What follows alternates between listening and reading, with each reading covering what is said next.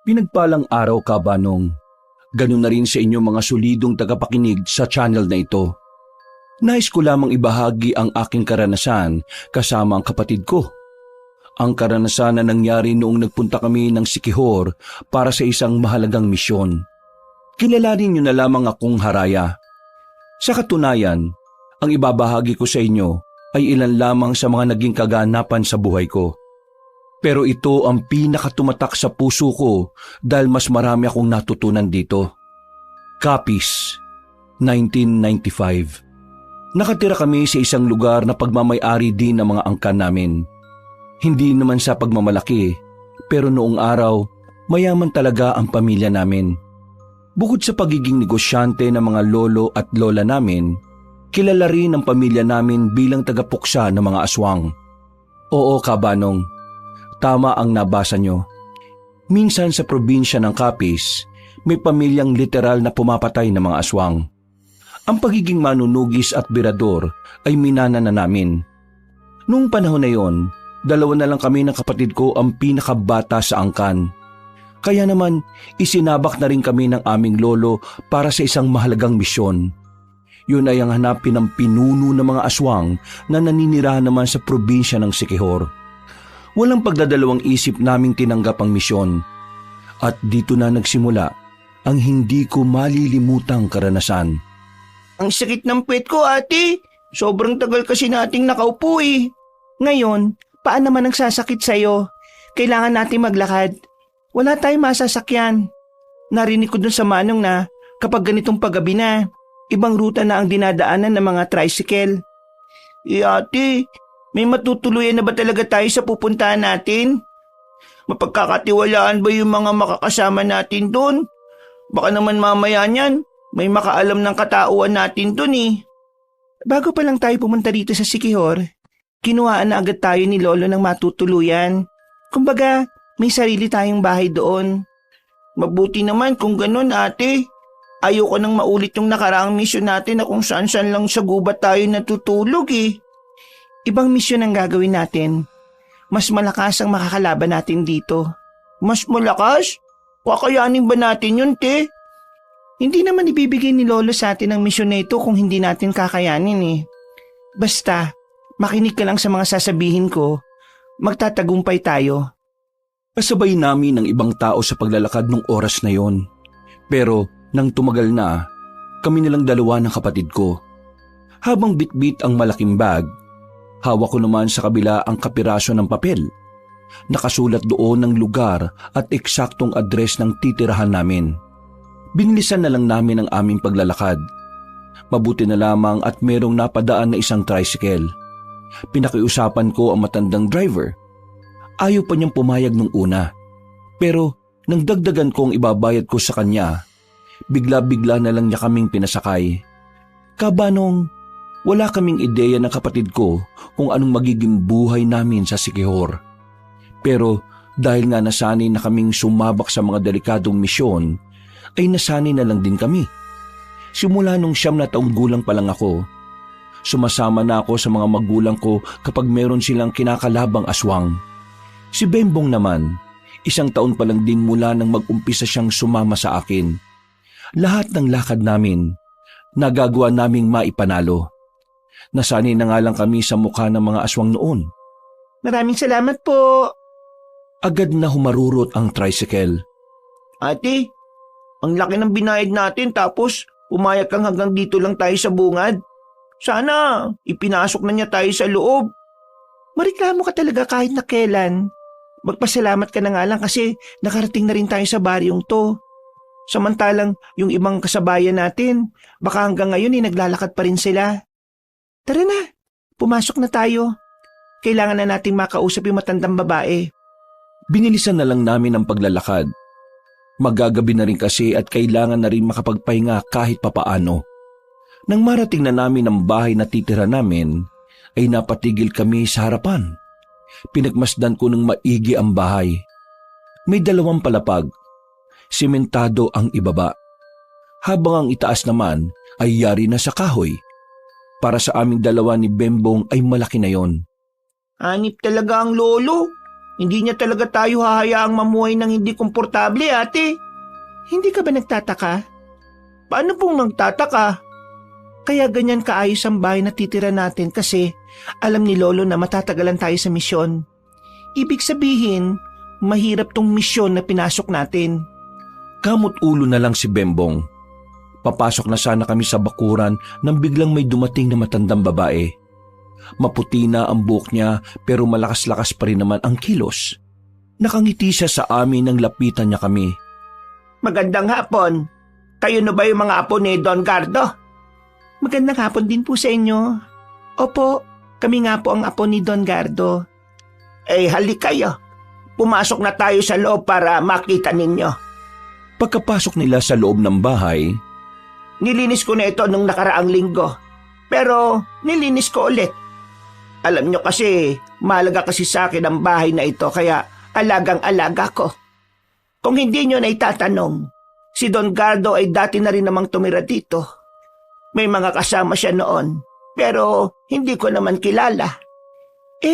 Paano nyo naman po nakilala ang lolo namin? Taga-Capiz din kasi ako, iha. Magkaklase kami noon ni Don Gardo. Pero nang mag-asawa kasi ako, dito na ako sa Siquijor tumira. Dito na lang kami ulit nagtakbo ni Don Gardo. Ganun po ba? Mas maganda pa pala talaga na dito kami tumira kasi may kakilala pala ang lola namin dito. Iha, matanong ko lang, ha? Kayong dalawa lang ba talaga ng kapatid mo rito ang titira? Hindi nyo ba kasama mga magulang ninyo? Hindi po Nandito po kami kasi, may itatayo kasing negosyo si Lolo. Ako po ang magpapatakbo. Oo nga pala. Pamilya nga pala kayo ng mga negosyante. At ng manunugis po. Ha? Ano yon, iho? Huwag niyo po siyang pansinin. Minsan kasi papansin yan sigurado kong matutuwa ang batang yan dito. Maraming bata dyan sa labas kapag hapon. Ngayon kasi wala na, paggabi na kasi. Paano? Maiwan ko na kayo. Bayad naman na lahat. Kaya wala na tayong problema. Ang gusto ko lang, mapanatiling malinis ang bahay na ito. Kasi mas masarap huminga kapag wala kang nalalanghap na alikabok. Opo, makakaasa po kayo. Sakaling may mga katanungan kayo o may mga kailangan kayo, nasa kabilang bahay lang ako. Lakad ka lang dito ng kaunti. Yung pangatlong bahay na isang palapag lang pero mahaba, doon ako nakatira. Kumaway pa sa amin na matanda. Inilapag na muna namin ang mga gamit sa gilid ng pinto.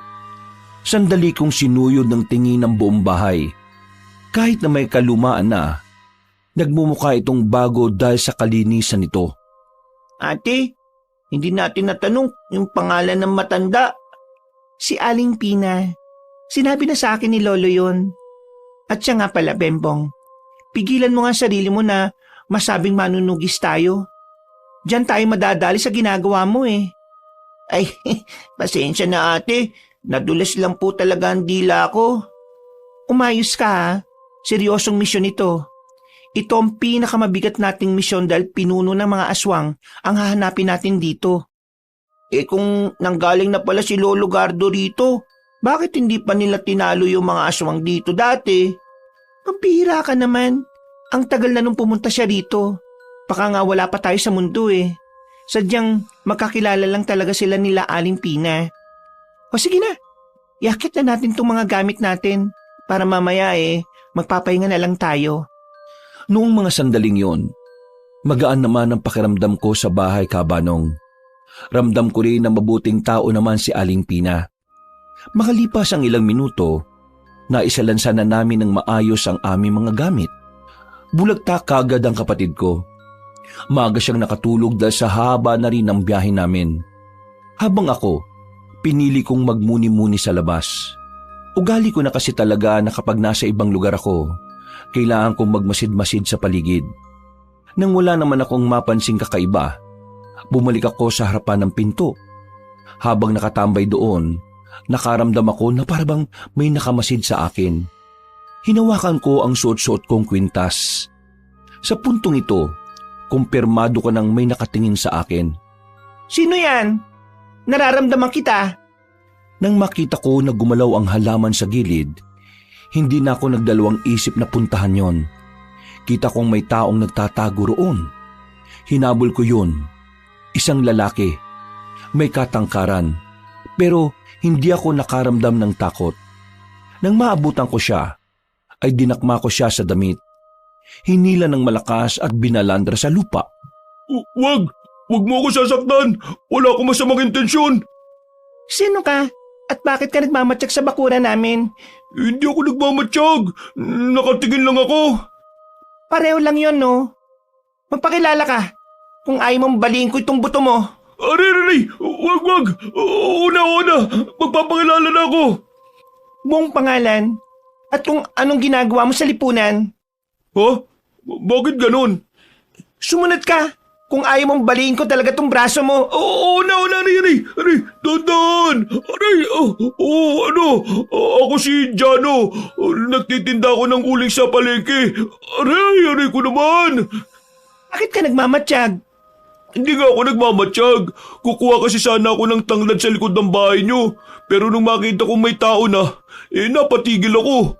Nakasilip lang ako sa halamanan kasi nakita kita. Nahiya akong lumapit Palagi kasi ako nakuha ng tanglad sa likod bahay ninyo. Kahit itanong mo pa kay Aling Pina, sa kanya nga palagi ako nagpapaalam Mapapatunayan mo ba yung sinasabi mo? Oo, kung gusto mo, samahan kita sa bahay niya Itanong pa natin sa kanya. Para makasiguro akong totoo nga ang sinasabi niya, agad ko siyang binitiwan. Tinulak ko siya para mauna ng maglakad. Ilang minuto lang, narating na rin namin ang bahay ni Aling Pina. Sakto naman na nasa bakuran lang ang matanda habang kumukuha ng mga sinampay na damit. Bakit? Anong meron? Nakita ko kasi ito na pasilip-silip po sa labas ng bakuran namin Naginala ko sa kanya na baka may masama siyang binabalak. Gusto ko lang pong malaman kung kilala niyo po siya. Kilala ko siya. Si Jano. Palagi siyang nagpapaalam sa akin na kukuha ng tanglad sa likod bahay. Aling Pina, grabe naman pala itong bagong nakatira doon. Parang Amazona. Muntikan pa ako mabalian ng buto naniniwala ka na ba? Sige, naniniwala na ako. Pero hindi mo ako masisisi kung bakit ganun ang ginawa ko sa'yo. Pasensya na. Hindi ko rin kasi talaga alam ang gagawin ko Kung nagpakita naman kasi ako kanina, para lang sa tanglad. Baka rin hindi maging maganda ang isipin mo sa akin. Lalo na, hindi mo naman ako kilala. Pasensya na rin kung nasaktan kita. Sa susunod, kapag hingi ka ng tanglad, magsabi ka na lang saglit at pumunta ka na lang sa likod ng bahay. Basta, wag lang sobrang gabi yan naman pala Ayos na. Jano nga pala pangalan ko. Doon lang ako nakatira sa kabila. Matagal na ako dito. Dito na ako lumaki. Haraya naman ang pangalan ko. Kararating lang namin kanina. Aling Pina, sila ba yung sinasabi nila mag-joko na magtatayo ng negosyong sagingan? Oo, sila nga yon. Sakto. Kami pala yung pagkukuhanan nyo ng saging. Yung airpot ko, may malawak na taniman ng saging Saan ba kayo magtatayo ng tindahan? Hindi tindahan, kariton. Mas naisip ko kasi na maganda ang kariton. Para mas maraming tao ang pwedeng bumili. Kung nasa isang lugar kasi, kakaunti lang ang makakabili. Kariton? Seryoso ba? Kung sabi kasi nung nakaraan, malaking pera yung binagsak nyo kay airpot. Akala namin may pwesto kayo Ipagpalagay na lang natin na nagbabago ang sitwasyon depende sa lokasyon. Ganun ba? Di sige, kung yan ang plano nyo Pero hindi ba kayo malulugi? Hindi. Kapag naubos ang tinda namin, kukuha na lang kami ng kukuha sa inyo. Kumain na ba kayong dalawa? Kain na muna kayo. Hindi na po. Kailangan ko na rin kasing balikan ng kapatid ko Mag-isa lang siya sa bahay. Ay, kung sa bagay nga. Sige, basta kapag may oras ka, dalo ka minsan dito at kumain ha. Ngumiti na lamang ako sa kanila kabanong. Nakahinga na rin ako ng maluwag. Buong akala ko kasi ay may aswang agad na makakaalam na dumating na kami sa Siquijor. Mabilis na dumaan ang mga araw. Nagsimula na rin kami ni Bembong sa negosyo naming saging. Pero walang kaalam-alam ang mga tao na ginagamit lang naman namin ang negosyong yon para makapagmasid-masid sa paligid. Dahil ang totoong layunin namin ay mahanap kung sino ang pinuno ng mga aswang. Ate, sa dami ng pwedeng gawing pagpapanggap, bakit pagiging tindero pa ng saging? Hindi ko rin alam sa lolo natin eh. Basta, gawin na lang natin. Kung sa bagay, masarap naman ang saging. Pero, saan po tayo ngayon, ate? Kahit saan, maglilibot tayo. Kaya ikaw, ihanda mong anting-anting mo. Anumang oras, pwedeng mapalaban tayo. Huwag kang mag-alala, ate. Handang-handa naman po ako eh. Ngumiti pa siya ng malapad sa akin habang nagtutulak kami ng kariton. Bawat madaanan namin na kalalakihan, nakatingin sa akin. Napapangiti pa sila kapag tinitingnan ko rin sila.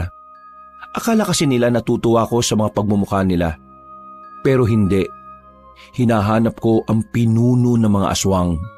Kabanong, tumagal kami ng 5 buwan sa lugar na yon. Pero hirap na hirap kami ng kapatid ko na makita ang punteriya namin. Kahit na anumang bakas, wala kaming nakikita. Pero hindi kami sumusuko. Hindi kami uuwi ng kapis hanggat wala kaming dalang magandang balita.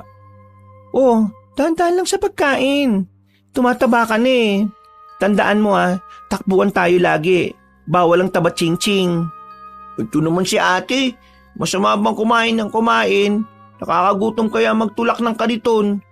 5 buwan na kaya tayo naglalako. Wala pa rin tayong napapala ate. Hindi tayo pwedeng sumuko, Bembong. Nararamdaman ko, malapit na rin nating matagpuan ang sinasabi ni Lolo. Nandito lang yun sa Sikihor. Maya-maya, biglang bumukas ang malakas ang pinto. Araya! Araya! Napalingon kami kay Jano na akala mo nakatira din sa bahay. Sa halos 5 buwan na kasi naming magkakilala, tila naging kampante na siya sa amin. Kahit na wala siyang kaalam-alam kung ano ba talaga kami. Araya, sama ka mamayang gabi. Hindi pwede. Di ko pa nga sinasabi kung saan ayaw mo kaagad. Kahit saan pa yan, hindi pwede. Walang kasama tong isa oh. Eh di sasama ako. Hindi rin pwede. Sige na ate, para naman nakakapamasyal din tayo. Nakakaalis lang tayo kapag may dala tayong kariton eh. Oo nga naman, maawa ka naman sa kapatid mo. Ang liit pa niyan oh, pero pinagtutulak mo na ng kariton. Hindi nga pwede. Ito naman, sige na, minsan lang. Kuya Jano, saan ba tayo pupunta? Sa plaza lang naman mamayang gabi. Pista kasi sa plaza ngayon Ang saya dun, marami kang malalaruan. May perya, may mga kung ano-anong mabibili. May perya? Oo, meron. Kaya nga gusto ko, kasama ka para kahit papano mas masaya. Oh, ate, anong gagawin mo? Magpipihis na. Magpiperya, di ba? Tingnan mo to, nakarinig lang ng perya, nagbihis ka agad. Mamayang gabi pa tayo aalis no? 3:00 pa lang ng hapon Napailing na lamang ako, Kabanong. Pero wala na rin naman akong magagawa nun kundi ang maghintay. Para malibang, pag-alis ni Jano itinuon ko na lang ang atensyon ko sa sandata ko. Nilinis ko ang espadang ilang buwan nang nakabalot sa makapal na tela. Hinawakan ko ang kwintas ko, ang anting-anting na palagi kong kasama sa lahat ng aking laban. Dahil sa kwintas na yon, nagagawa kong matalo kahit pa ang malalakas na aswang. Napangiti na lang din ako pagsilip ko sa sala. Nakita ko si Bembong na abala sa nilalaro niya. Kahit na ganap na manunugis na ang kapatid ko, hindi ko pa rin ipagkakait sa kanya ang maging normal na bata. Mabilis na lumipas sa mga sandali at sumapit na nga ang kinagabihan. Mula nang dumating kami roon, yun ang unang beses na lalabas ako ng bahay nang walang kinalaman sa misyon namin. Naisip ko rin kasi na minsan, mas maganda nang nililibang namin ang sarili namin sa ibang bagay. O ano, may mga dala na ba kayong barya? Bakit kailangan ng barya? Kailangan ng barya, ng pera. Kasi di ba maglalaro kayo sa perya at marami tayong mabibili doon kasi mura ang mga paninda. Kaya dapat magdala kayo ng pera. Bembong, kunin mo nga ang pitaka. Pagkakuha ni Bembong ng pitaka ko, ay agad na rin kaming umalis. Hindi ko may kakaila ang saya ko habang naglalakad kami papuntang sasakyan. Hindi naman nagtagal ang binyahe namin dahil wala pang ang 5 minuto. Mas mabilis pa nga sana kung walang gaanong lubak. Pagdating namin sa plaza, bigla na lang akong nakaramdam ng hindi tama, Kabanong. Parang ang bigat ng aura ng paligid. May nararamdaman akong hindi ko may paliwanag. Yung pakiramdam na parabang alam mong merong negatibong enerhiya sa paligid. Nakatinginan kami ni Bembong. Kahit si Bembong ay nararamdaman din yon dahil sa suot-suot nitong anting-anting. Pero mas pinili muna naming magpatay mali siya dahil kasama namin si Jano. Hindi namin pwedeng ipahalata sa kanya na may misyon kami at lalong-lalo na kung sino kami. Dahil sa nararamdaman naming presensya ng aswang sa paligid, hindi na kami naging masaya ni Bembong sa ginagawa namin. Kung tutuusin, dapat abot langit ang kaligayahan namin nung oras na yon. Pero pareho kami ng kapatid ko na nagtataka kung bakit merong aswang doon. Makalipas ang halos 1 oras, hindi na talaga kami nakatiis ni Bembong. Habang tuwang-tuwa si Jano sa nilalaro niya, palihim kaming umalis ng kapatid ko. Nagtago kami sa likuran ng isang tolda. Hinawakan namin ang sarili naming anting-anting. Hinawakan namin ang anting-anting at pumikit ng sandali. Ginagawa namin ito kapag gusto naming alamin kung saan naroroon ang aswang. Ate, nandun siya. Oo, pero hindi tayo pwedeng basta nalang lumapit. Maraming tao, may makakakita sa atin. Anong gagawin natin, ate? Hintayin lang natin siyang umalis. Susundan natin siya kung saan siya pupunta. At baka malaman pa natin kung nasaan ang iba pa niyang mga kasama. Naging kalmado na lang kami magkapatid. Pero pasimple na rin kaming lumapit sa kinaroroonan ng aswang na nararamdaman namin. Pagtingin namin sa di kalayuan, nakita namin ang isang lalaki. Kung kumilos ay parang normal lang. Pero dahil sa anting-anting na meron kami, hindi niya may tatago ang kanyang sarili.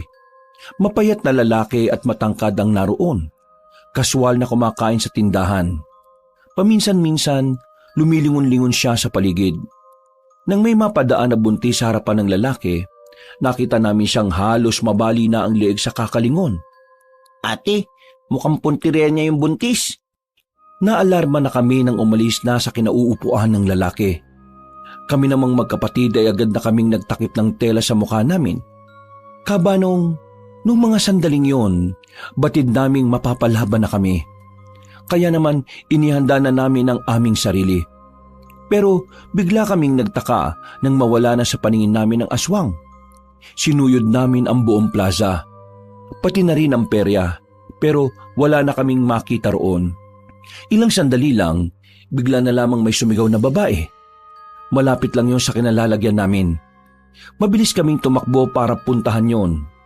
Pagdating namin, inabutan na namin ang babaeng buntis na wala ng buhay. Nakabulagta na siya sa damuhan. Nang itihaya namin, walang butas at wala ng laman ang tiyan niya. Bembong, mapapalaban tayo. Handa mong sarili mo. Gamit ang anting-anting, sinundan namin ang mga bakas ng dugo sa lapag. Nakarating na kami sa kagubatan. At habang hinahanap namin ang mga aswang, bigla na lamang may umatake sa amin. Hinihintay lang din pala kami. Muntikan na niyang tamaan si Bembong. Pero ang hindi alam ng aswang, si Bembong ang mas magaling sa aming dalawa pagdating sa pag-ilag. Makulit kang aswang ka! Tumalon si Bembong palapit sa aswang. At dahil sa taglay niyang bilis, agad niyang sinuntok ang aswang sa panga. Hindi naman ako nagpahuli. Lumapit ako at sinipa ko yun sa pagitan ng hita. Nang mapalood na siya, sabay naming binugbog ang aswang. Pinagsasasapak at pinagsususuntok namin siya. Kung dala nga lang namin ang sandata namin, ay baka maaga na siyang kinuha ng impyerno. Hindi na siya makapalag. Nakaupo na lang siya at kahit tangkain niyang tumakas, hindi na rin naman niya kaya pang tumakbo o gumapang na mabilis. Sabihin mo sa amin kung nasaan ang pinuno ninyo. Pagsalita ka na kasi, ang kulit mo naman kasi. Magsasalita ka o? Tumingin ng seryoso sa amin ang aswang at tumawa ng malakas. Humaba ang kuko nito at walang ano-ano'y ibinuo ng madiin sa sariling leeg. Ilang segundo lang ay agad na namatay ang aswang. Dismayado kami ng kapatid ko nung oras na yon. Hindi rin namin kasi inakala na gagawin yun ng lalaki. Kinitil niya ang sarili niyang buhay para wala kaming makuhang impormasyon mula sa kanya. Medyo nawindang kami sa nangyari. Sa ideyang mas pinili ng aswang na patayin ang sarili kaysa sumagot. Ibig sabihin lang noon ay matindi ang pagprotekta nila sa pinuno nila. Bumuntong hininga na lang ako.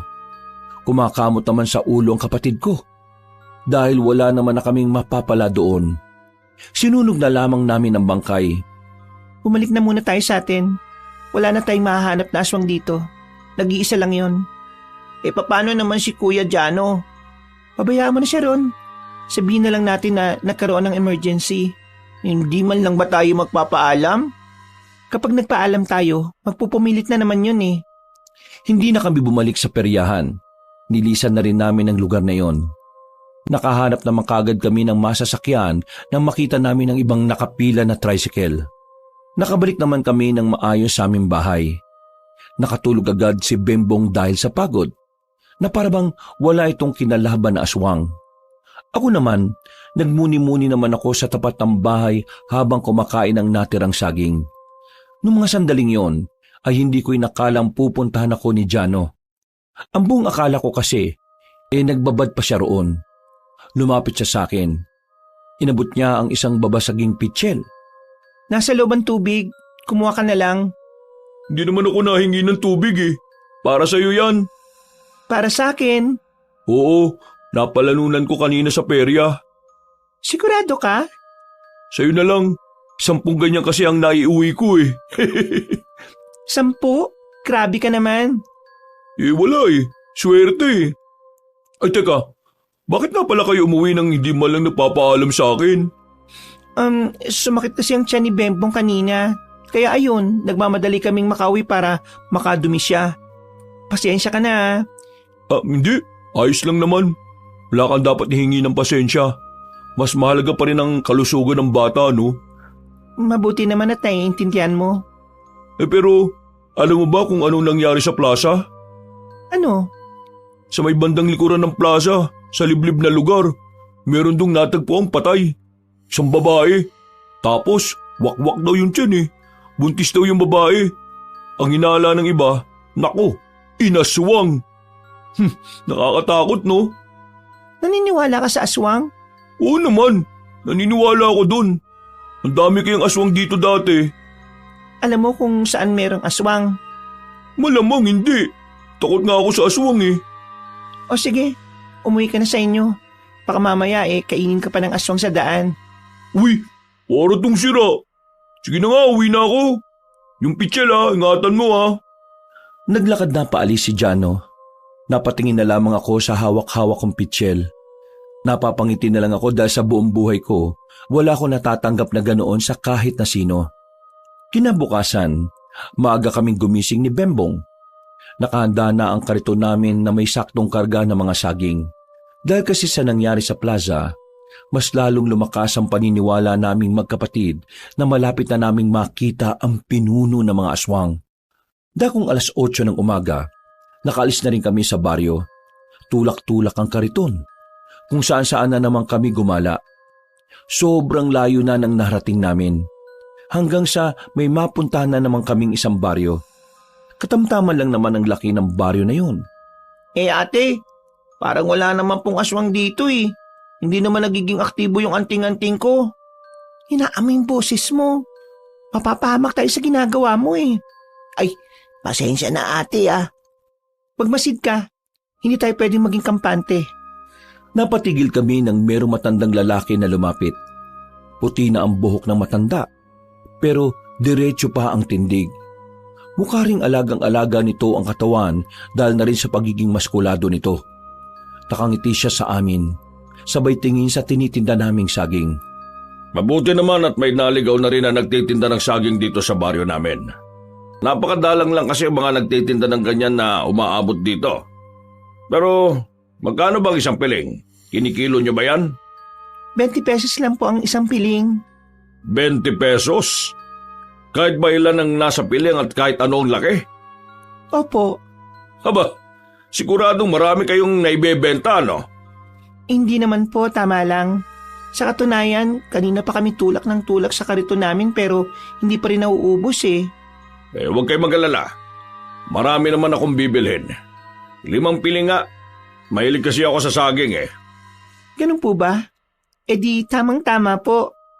Agad kong inilagay sa plastic ang binili ng matanda. Hindi pa rin nawawala ang ngiti niya sa akin.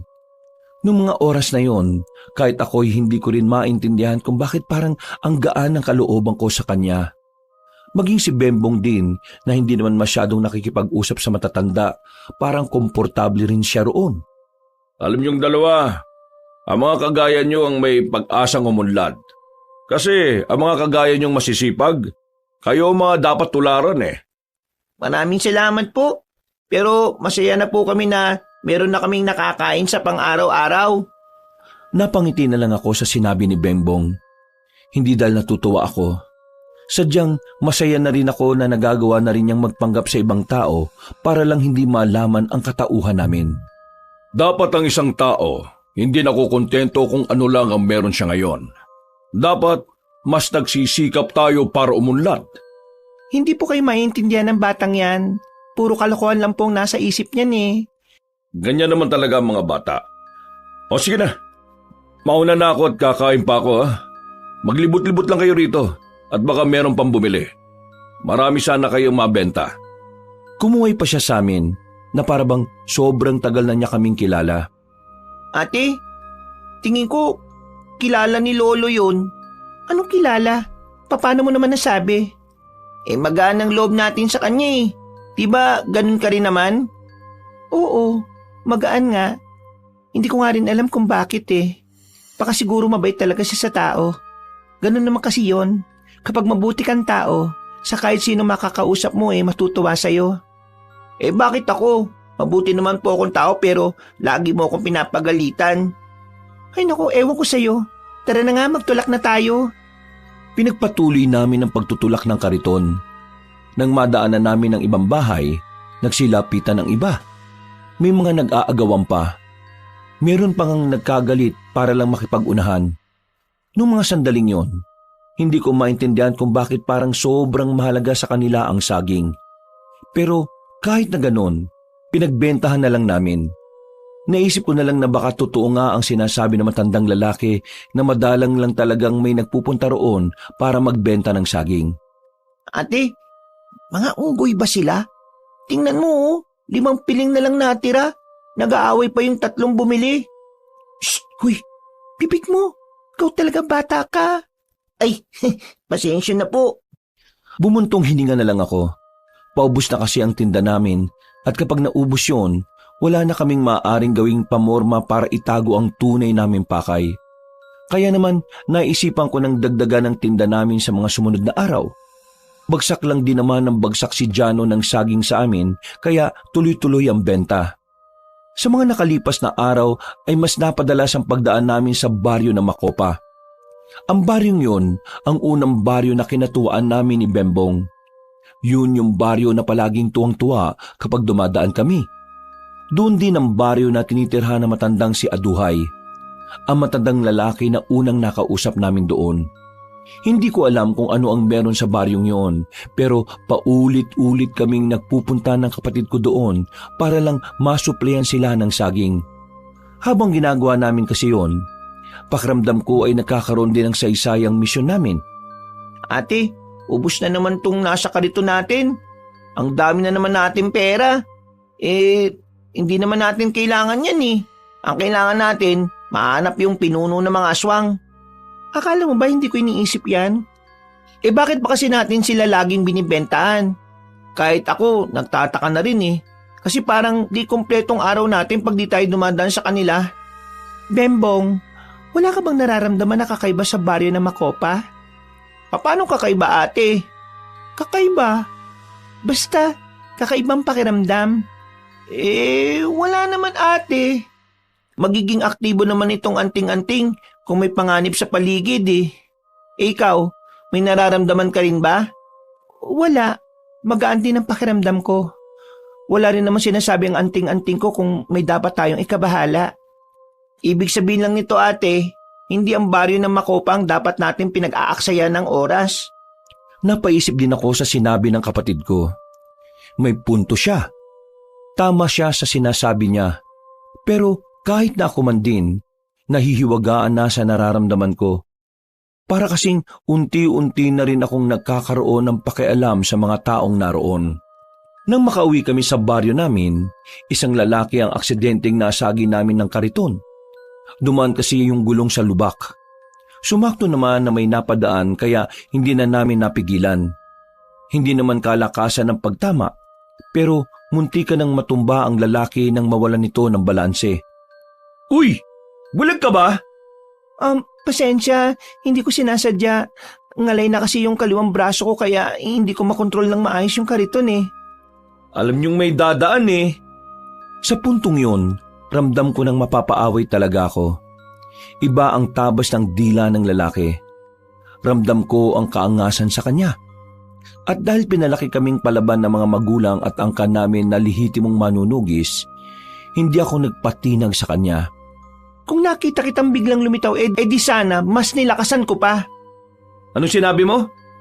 Kuya, wag po muna kayong magalit. Mapag-uusapan naman po natin. Hindi ka ang kinakausap ko ha. Ayusin mo yung sinasabi mo sa bata ah. Nasa tamang edad ka na, pero para kang batang nagmamaktol. Humingi na nga ako ng paumanhin sa'yo eh. Ano pa bang gusto mong gawin ko? Huwag kang mag-angas. Kababae mong tao eh. Ikaw unang nag-angas eh. At para sabihin ko sa'yo, hindi lang lalaki ang pwede mag-angas. Kahit sino pwede. Aba, ikaw na itong nakasagi, ikaw pa itong mayabang. Sino ka ba? Taga-saan ka ba? Hindi mo ba ako kilala? Hindi kita kilala at hindi ako interesado. Matagal na ako dito. Kilala ako dito bilang tama na yan. Napalingon sila sa matandang lalaki na kararating lang din. Lumapit sila sa amin habang hawak-hawak ang isang tungkod na parang hindi naman niya talaga kailangan. Malakas pa rin naman kasi siya at hindi naman uugod-ugod. Miss, magpasensyahan mo na itong apo ko ha. Mainit lang ang ulo niya dahil hindi naging maganda ang kanyang araw eh. Seryoso ka ba, Lo? Sinagi niya ako ng kariton niya. Eh kasi, hindi ka rin naman nakatingin. Kung nakatingin ka, hindi nakaiwas ka. Pero siyang hindi nag-iingat eh. Hindi ka rin naman nag-iingat. Pareho kayo. Kaya dapat maayos ang maging usapan ninyo. Kalmado, payapa at formal. Hindi ganito. Babae ang kausap mo, may bata pa. Kaya umayos ka ha. Napabuntong hininga na lang ang lalaki. Humanga ako sa matanda. Kahit na alam kong may mali rin naman ako, hindi niya pinaramdam sa akin at tatanga-tanga ako. Pinagalitan niya pa ang apo niya na hindi rin naman nakapagsalita. Pasensya na kayo ha. O sige, aalis na kami. Maraming salamat po sa pangunawa. Tumango na lang yung matanda sa akin. Naglakad na rin sila palayo. Tiningnan pa ako ng lalaki ng masama bago sila lumiko sa isang kanto. Napakamot na lang din naman ako ng ulo. Nairita din ako sa lalaking yon. Noon lang ako nakakita ng lalaki na parang batang nagmamaktol. Ate? O bakit? Hindi mo ba nararamdaman? Ang alin? Yung anting-anting ko, naging aktibo habang kausap mo sila. Ha? Yung akin hindi naman. Hinawakan ko ang anting-anting niya, Kabanong. Naramdaman ko na katatapos lang noon maging aktibo. Ibig sabihin lang noon, may naramdaman ang anting-anting na negatibong enerhiya ilang minuto pa lang ang nakalipas. Napaisip ako. Nanlalaki ang mga mata namin pareho nang mapagtanto na aswang ang matandang lalaki at ang binata. Anong gagawin natin, ate? Susundan man natin sila? Hindi. Dito lang muna tayo. Taga rito rin sila eh. Magmatsyag na lang muna tayo sa kanila. At baka malaman natin kung nasaan yung tunay nilang kuta. Grabe ate, hindi ko inakala na kusang lalapit sa atin yung mga aswang. Kaya nga dapat maging alerto lang tayo. Pero kung aswang sila, alam din kaya nila kung ano tayo? Yun ang hindi natin sigurado. Kaya nga habang nandito tayo, hindi tayo dapat nagpapalata kung ano man ang tinatago natin. Kabanong, kahit nakatingkatin na akong paslangin ng dalawang aswang na yon, ikinalma ko na rin muna ang sarili ko. Nagdesisyon akong umuwi na lang muna.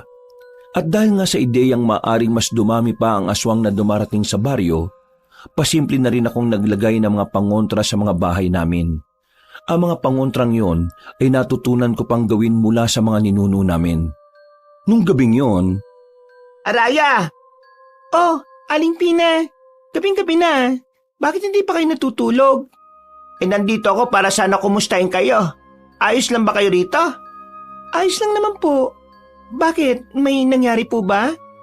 Ay, wala naman. Natanong ko lang naman. At ibibigay ko din pala itong ginawa kong suman. Kainin mo na yan ha, kasi baka masira na kinabukasan. Maraming salamat po, Aling Pina. naglakad na rin siya palabas ng bakuran namin. Tinikman ko kagad ang bigay niyang suman. Masarap, malagkit at matamis. Masasabi kong yun na ang isa sa pinakamasarap na suman na natikman ko. Kinabukasan, wala kaming lako ni Bembong. Ilalaan lang sana namin ang mga sandali para sa pagpapahinga.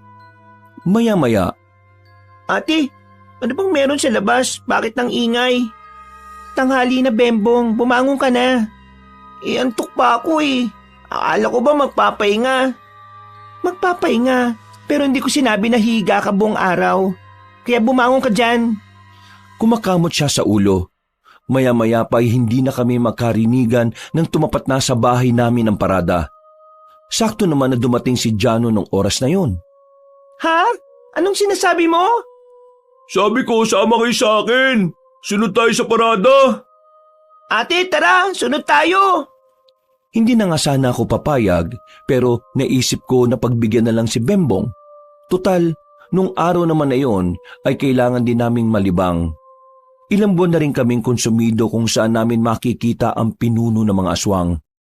Maingay nung oras na yon dahil sa parada ng mga nagda-drum and lyre.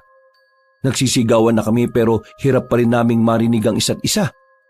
Pero kahit na maingay, kitang-kita ko ang mga taong naroon kung gaano kasaya.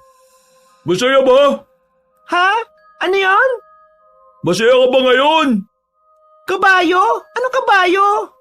Ha? Ay nako, mamaya mo na nga ako kausapin, ang ingay eh.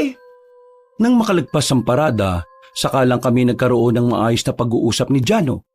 May dala-dala siyang pagkain nang lumapit siya sa amin. Hindi ko alam kung saan yun galing pero tinanggap ko pa rin. Kakagat na sana ako nang makita ko na naman ang lalaking nakasagutan ko. Kasama pa rin ito ang matandang lalaki na lolo rin naman niya. Nagkatinginan kami ni Bembong. Pareho kami nang naiisip. Kung wala lang siguro si Jano at kung hindi lang tirik ang araw, baka hindi na kami nakapagpigil pa ng kapatid ko. Sumenyas ako sa kanya. Nakuha naman niya ang nais kong sabihin. Iniwan ko siya sandali at pasimple akong lumapit sa hinihinala kong aswang. Sa hindi inaasahang pagkakataon, napatingin din siya sa akin. Nakasimangot pa rin. Ako naman, pinakiramdaman ko lang ang suot-suot kong anting-anting. Nagtataka ako kung bakit parang hindi naman nagiging aktibong anting-anting ko. Tinitingnan mo ba ako? Oo, bakit? Anong problema mo sa akin? Problema? Depende. Miss, hindi kita kilala at ganun ka rin naman sa akin. Kaya pakiusap lang, huwag kang masyadong madikit. May gusto ka siguro sa akin ano? Ang lakas naman ng hangin mo. Bakit parang sinusundan mo ako? Sinusundan? Paano mo naman nasabi? Kagaya niyang ginagawa mo. Taga rito rin ako. At kaya ako nandito, sinusundan namin yung parada kanina. At hindi ikaw. Masyado ka yatang nag-iilusyon. Hindi na nagsalita pa ang lalaki, pero baka sa mukha niya ang pagkainis sa akin. Umalis na lang din ako. Wala naman kasi akong nakitang kakaiba sa katawan niya, pero sabi ni Bembong, nagiging aktibo pa rin daw ang anting-anting niya. At dahil doon, lumipas ang gabi ay inihanda namin ang aming sarili. Dala ang mga sandata, lumabas kami ng kapatid ko. Nakatakip lang ng bahagya ang mukha namin ng itim na tela. Nalaman ko ang tirahan ng maglolo. Kaya naisip namin ni Bembong na perpektong pagkakataon na yon para atakihin ang dalawa. Nagmamadali kaming naglakad palapit sa bahay.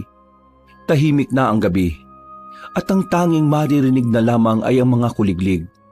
Nang ilang metro na lang ang distansya namin, nakita namin silang dalawa na lumabas. Nagmamadali silang naglakad. Mahusay kami pagdating sa pagsunod kaya hindi nila naramdaman ang presensya namin. Nakarating na kami sa kagubatan. Nakita namin tila meron silang hinahanap. Bumilis ang kanilang lakad. Parang naramdaman na rin nila na may sumusunod sa kanila. Kaya nang lumiko sila, hindi na namin sila nakita.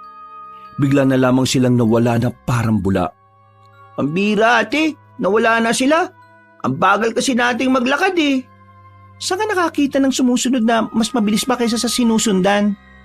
Malamang, kailangan nating bagalan para hindi nila tayo makita.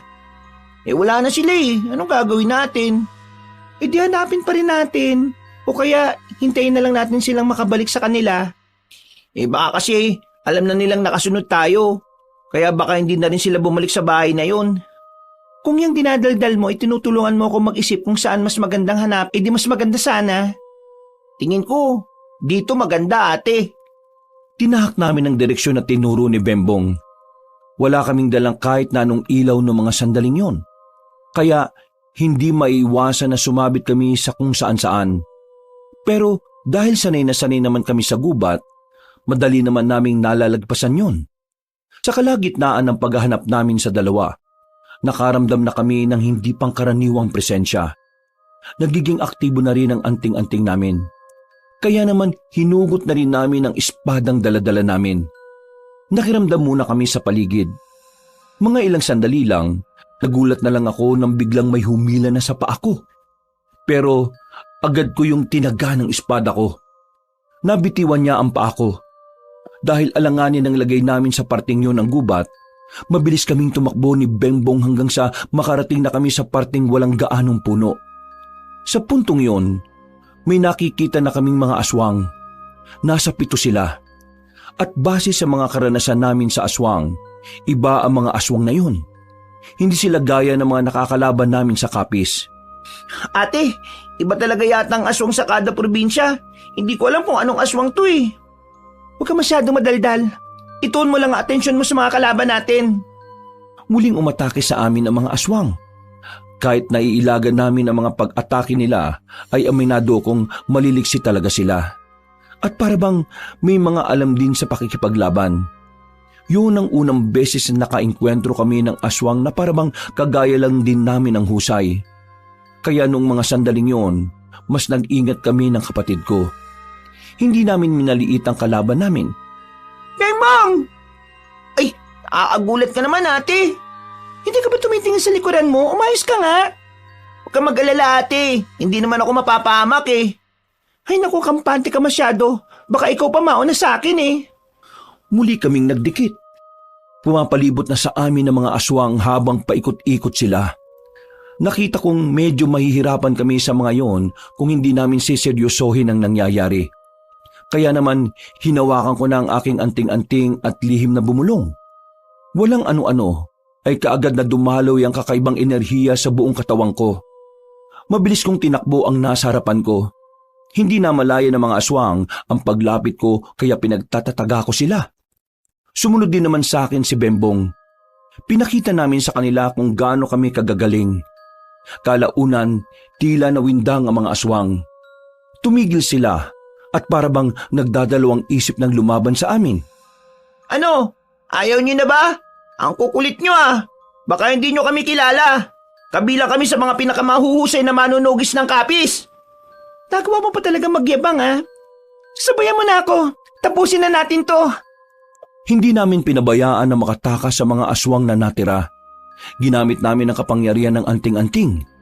At dahil doon, nagawa namin silang paslangin kahit tinangkapan nilang tumakas. Kabanong, wala pa sa 10 minuto ay nagawa na naming lasagin ang mga yon. Wala pa sa 10 minuto ay nagawa na naming lagasin ang mga yon. Bumuntong hininga na lamang ako. Ang akala ko kasi ay mahihirapan kami. Pero pangkaraniwang aswang lang din pala ang nakalaban namin. Ang pinagkaiba lang pala ay mas mabilis sila ng kaunti. Aalis na sana kami nang biglang merong lumitaw mula sa gilid. Humigpit uli ang hawak namin sa espada nang malaman kung sino yon. Mga ako sa pinakita ninyo. Hindi ko inakala na isa ka palang manunugis. Kaya naman pala may kayabangan ka rin eh, no? Mabuti naman at inilabas niyo na rin ang sarili ninyo para hindi na kami mahirapang maghanap sa inyo. Ate, ngayon na! Nagulat ang maglolo nang bigla kaming umatake. Bumunot din ng patalim ang mga yon at nagawang salagin ang atake namin. Hindi kami tumigil at patuloy lang sa paglapit. Nang makadistansya ng bahagya ang maglolo ay nagsalita yung lalaki. Uy! Ano pinagagawa nyo? Hindi kami kalaban! Lumang tugtugin na yan. Bulok na estilo ng mga aswang kapag hindi nila kaya kalaban nila. Hindi nga kami kalaban! Bakit ayaw nyo muna kami magsalita? Manahimik ka, aswang! Muli kaming lumapit ng mabilis gamit ang kapangyarihan ng anting-anting. Sa mga sandaling ito, nagtataka na rin ako kung papaano nila nagagawa akong salagin. Sa isip-isip ko, wala pa akong aswang na nakalaban na parang kalkulado ang galaw ko. At para bang kabisado rin nila ang bilis namin. Dumistansya kami ng kapatid ko nang maramdaman kong walang mangyayari sa ganoong taktika. Hindi kami mga aswang, iha! Naging aktibo ang daladala naming anting-anting na kapatid ko. Kaya paano mo sasabing hindi kayo aswang? Hindi nyo kami malilin lang. Ang dami na naming aswang na pinaslang sa Kapis. Dito sa Siquijor, mga pangkaraniwang aswang lang din kayo sa paningin namin. Oo nga, kaya umanda kayong dalawa. Lalo ka na lalaki ka. Manahimik ka ng bata ka. Baka makutusan kita dyan eh. Mga manunugis din kami gaya ninyo. Bigla ko natigilan sa sinabi na matanda. Pinakita niya pa sa akin ang kwintas niya na may bilog na palawit. Sa puntong ito ay marahan kong naibaba ang armas ko. Kaya nagiging aktibong anting-anting ninyo kapag nasa paligid kami. Ay dahil meron kaming suot-suot na kung saan kapag nasa katawan mo yon, ang presensya na meron ka ay magiging presensya na ng aswang. Ginagawa namin ito para hindi malaman ng aswang na nasa paligid kami. Para isipin din nilang aswang kami. Sa ganitong paraan, mas madali namin silang malalapitan. Hindi kami aswang. Aswang din nga ang hinahanap namin eh. Tapos aswang kami? Buang lang. Buang ka ba? Akala ko ba magagaling na manunugis kayo ng Kapis? Bakit hindi man lang kayo nagkaroon ng ideya na manunugis din kami? O baka naman mga bagito pa kayo sa larangan na ito? Huwag mo kaming malitin. Hindi mo alam ang mga pinanggalingan namin. Mga manunugis din kayo? Oo. Sa probinsyang ito, dalawa lang kami sa mga pumapatay rin ng mga aswang.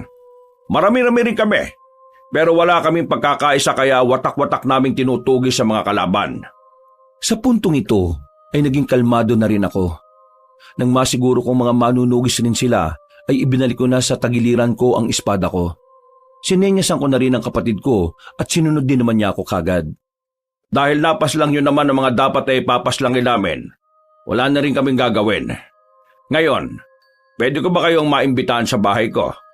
Baka may mga bagay kayong nais malaman tungkol sa mga aswang sa Siquijor. Hindi na ako tumanggi pa. Para kasi sa akin noon, mas maganda na may makausap kami na kagaya nila at baka may masaga pa kaming mahalagang impormasyon. Bumalik kami ng baryo. Sa bakuran kami nagharap-harap. Kahit na nakasimangot sa akin yung binata, hindi ako naiilang. Wala akong pakialam sa kanya noong mga sandaling yon. Ang mahalaga, kung anuman ang mga malalaman namin. Pasensya na at ito lang ang kaya naming ihain ha. Hindi kasi kami nakapagluto kanina eh. Wala namang problema. Nandito lang naman kami dahil tingin ko, tutulungan nyo kami. Bago natin simulan, nais ko munang magpakilala. Ako si Pedrino. At ito naman ang apo kong si Dingdong. Ang galing ate, siya si Dingdong, yung artista. Kaso, siya si Dingdong Guantes, yung sinusuot sa kamay. Ako nga pala si Haraya. Ito naman kasama ko ay kapatid ko, si Bembong. Kung nagtataka kayo at bakit bata pa lang ito pero manunugis na, sangkan namin sa Kapis, bata pa lang kami sinasanay na kaming humawak ng mga sandata para labanan ng mga aswang. Nakakahanga kayong dalawa. Pero, kayo ba ay narito para puksain din ang pinuno ng mga aswang? Oo, yun na nga ang pakay namin dito. 5 buwan na kami sa probinsyang ito pero wala naman kaming makita. Pinadala kami ng lolo namin dito dahil malaking banta raw ang aswang na yon. Ang totoo niyan, pareho lang tayo ng layunin. Hinahanap din namin ang mga aswang.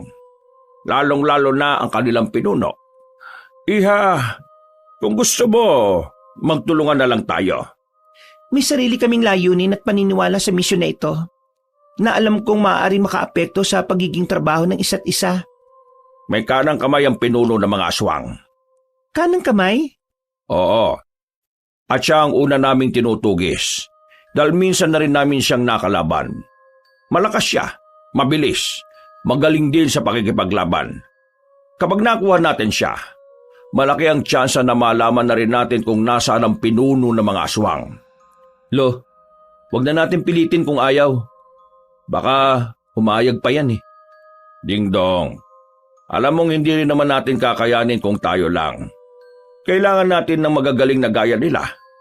Nakakalimutan mo na ba sa Kapis nagmula ang magagaling na manunugi sa bansang ito? Makikipagkaisa kami, pero sa isang kondisyon. At may kondisyon pa talaga ah.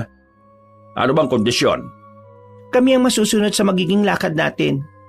Ano ka, sinuswerte? Gagawin mo kaming bata-bata mo? Kagaya nga na sinabi ko, iba ang paraan namin ng pagtugis. Mas mabilis kaming magtrabaho. Wala ng tseche-bureche. Sinasabi ko lang naman na gusto ko kami ang masunod para sa ilang sitwasyon na kailangan nating magdesisyon. Kung ayaw nyo, wala naman din problema sa akin. Kasi kahit kaming dalawa lang ng kapatid ko, kaya naman namin.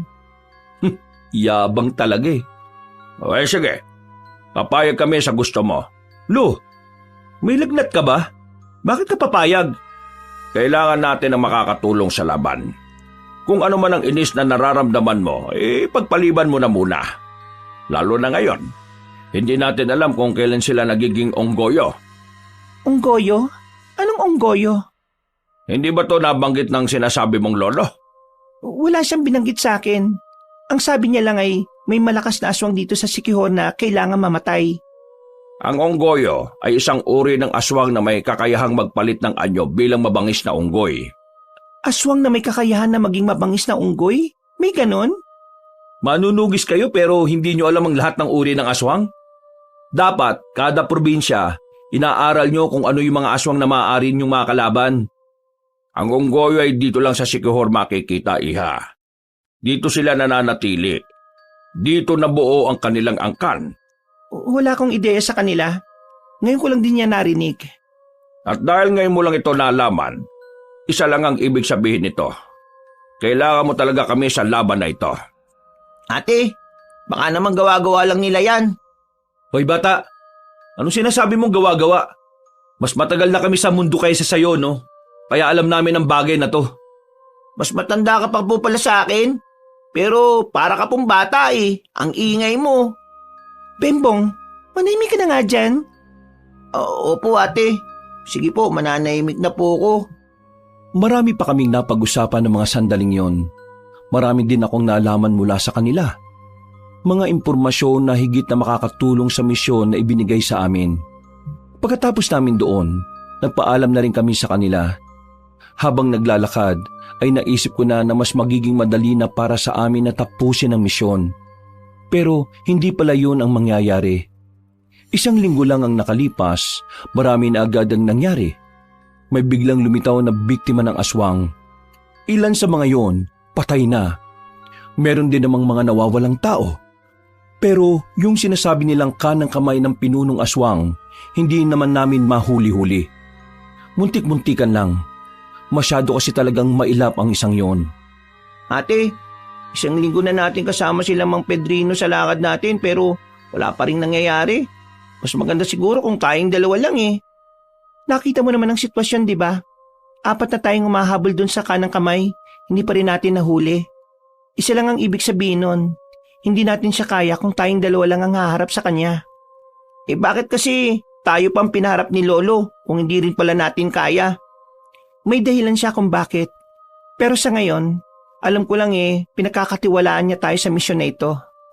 Kaya ikaw, huwag ka na magreklamo. Ayusin mo na lang ang suot mo at nang makapaglako na tayo.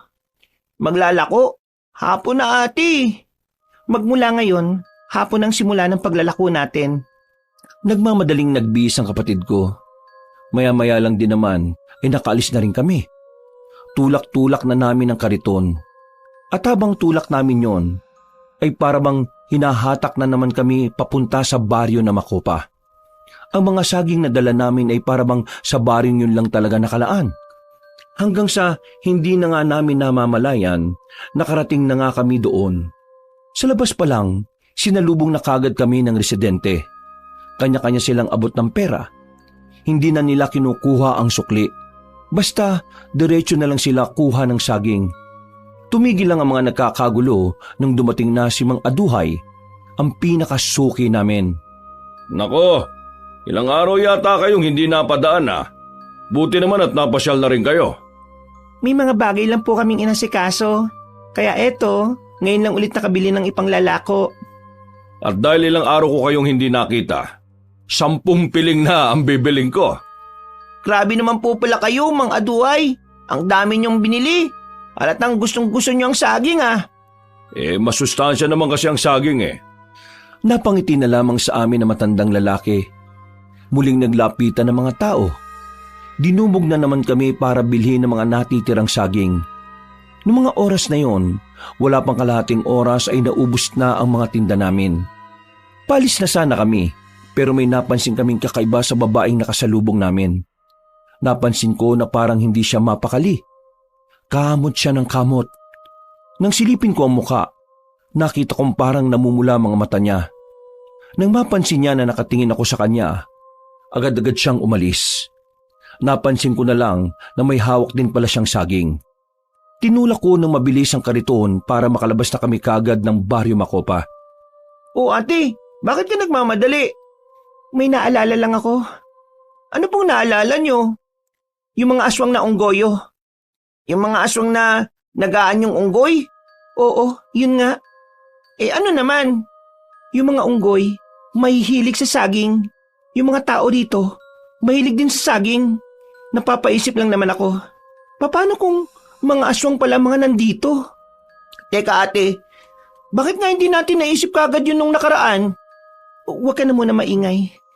Para makasiguro tayo, kailangan natin bumalik ng bumalik para makapag-imbestiga. Sasabihin ba natin to kina Mang Pedrino at Kuya Dingdong? Oo, kailangan nila itong malaman.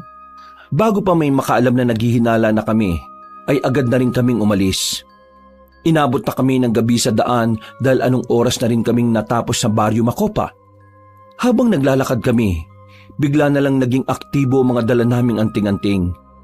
Nagkatinginan kaming dalawa ni Bembong. Huminto kami sa pagtutulak. Mga ilang sandali lang, isang boses ang narinig namin mula sa gilid. Araya! Sino ka? Lumapit pa siya sa amin para tamaan ng liwanag na nagmumula sa poste. Minukhaan ko siya. Nanlalaki ang mga mata ko nang makilala ko ang mukha niya.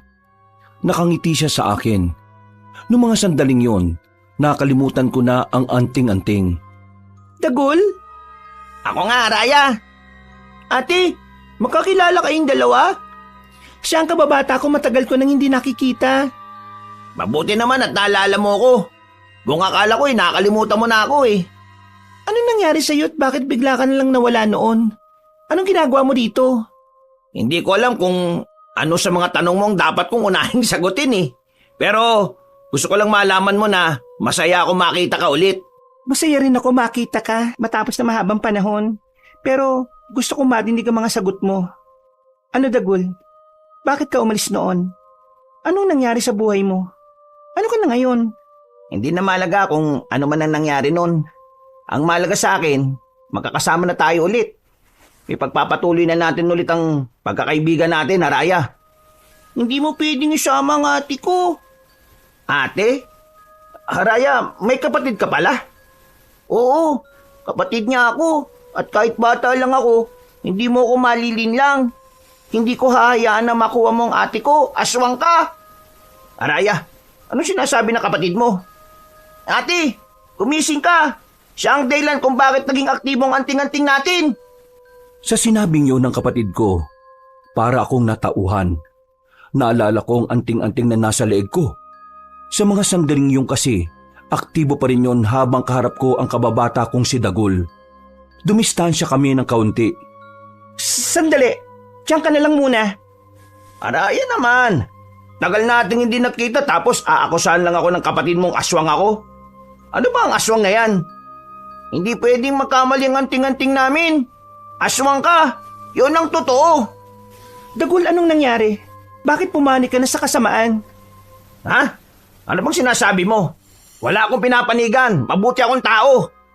Magsabi ka ng totoo, Dagul. Bakit ka sumali sa mga nilalang na yon? Hindi nga ako aswang. Tingnan mo nga kung mukha akong aswang.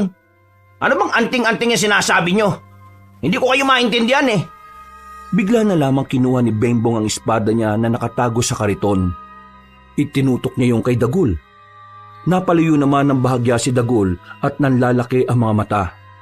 Pasensya ka na. Oo, matagal na kitang gusto makita. Pero mukhang magkaiba na ang landas na tinatahak nating dalawa. Anong ibig mo sabihin? Ibig sabihin lang, lagot ka na sa amin. Maniwala kayo sa akin, hindi ako aswang. Kinuha ko na rin ang espada ko. Sa pagkakataong ito, nakita ko na ang pangamba sa mukha ni Dagul. Wala siyang ginawang kahit na ano. Pero nagulat kami nang bigla siyang tumakbo. Takot na takot. Sinundan namin siya. Sumabit siya sa truck na napadaan. Nung oras na yon, Kabanong, litong-lito ko kung siya ba talaga ang kababata ko. Sobrang layo na kasi niya sa dati. At isa pa sa nakakapanggulo ng isipan ko, ay kung totoo nga bang naging aswang siya. Ate naman, bakit hinayaan natin makatakas? Hindi na lamang ako nakapagsalita nung oras na yon. Aminado akong kasalanan ko kung bakit kami natakasan ni Dagul. Nagulat din kasi ako sa mga pangyayari. Hindi ko akalain na ang kababata ko na minsan ang naging bahagi ng buhay ko ay siya palang makakalaban ko. Pero kahit na ganon, may parte pa rin ng utak ko na nagsasabing baka nagkakamali lang kami ng iniisip. Nakauwi naman kami ng ligtas nung oras na yon. Pero hindi ako pinapansin ng kapatid ko.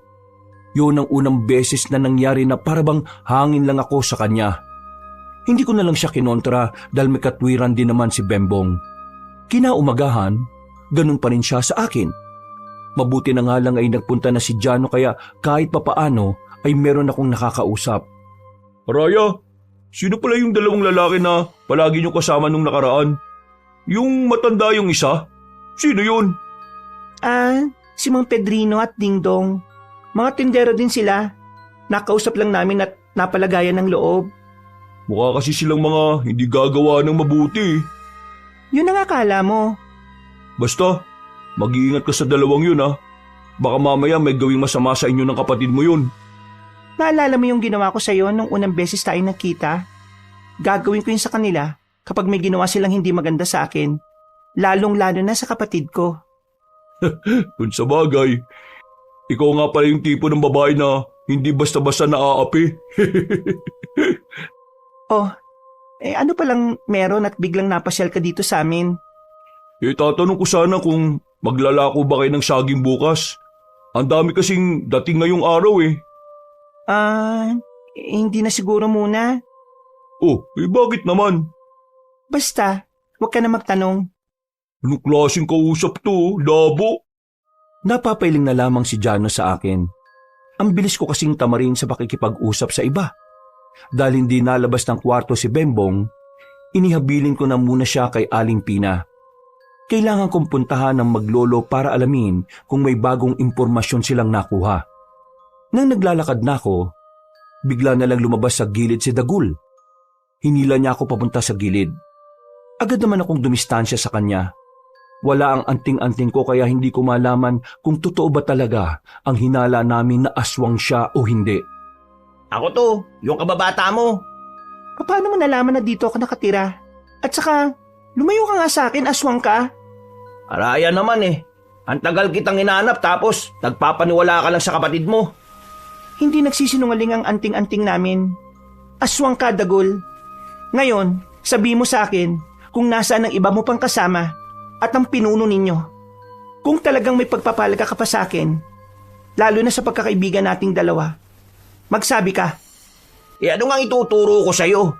Wala nga akong alam sa sinasabi mo eh. Teka, paano ko ba mapapatunayan na hindi ako aswang? Alam ko na. Halika. Saan mo ko dadalhin? Di ba may palengke dyan? Kukuha ako ng bawang at kakainin ko pa mismo sa harapan mo.